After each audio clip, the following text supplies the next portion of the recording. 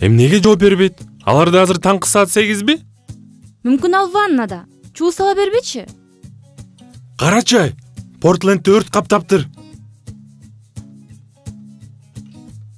Ой, бул фейкке окшошуп атат. Кызым, фейктерди мен деле айырмалай алам. А бул сүрөттү НАСА өзү тарткан экен. Аны жасай коюш Саматта.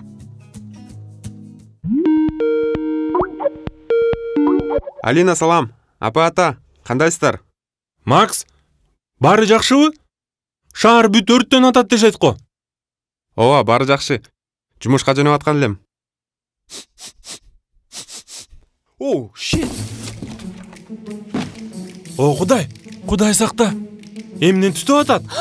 Макс! Чал. Тез мобилдүү телефонго чал. Мына чалып атамын. Is not available now.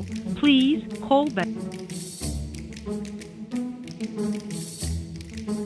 Ата апа, тынчтансаңар? Менимче ал жакты силерге онлайн көрсөтө аламын го.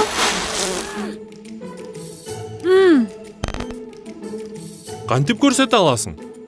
Google Street View жана онлайн камера аркылуу. Мына Макс жашаган район. Бирок бул жөн эле сүрөт.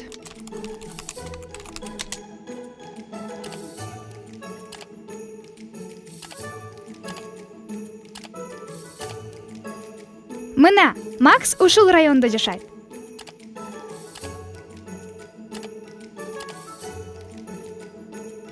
Бул ушул учурдабы? Онлайн режиминде.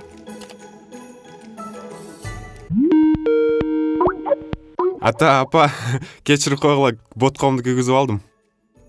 Боткону? А биз өрт чыкты го деп ойлоп алыптырбыз. Достор, биз бүгүн факт-чекинг куралдарынын маанисин жакшылап түшүнүп алдык. Алар бизге тагыраак маалымат алууга жардам беришет. Санарип дүйнөсүндөгү менин күнүм деген видео блогумда көрүшкөнчө кош болгула.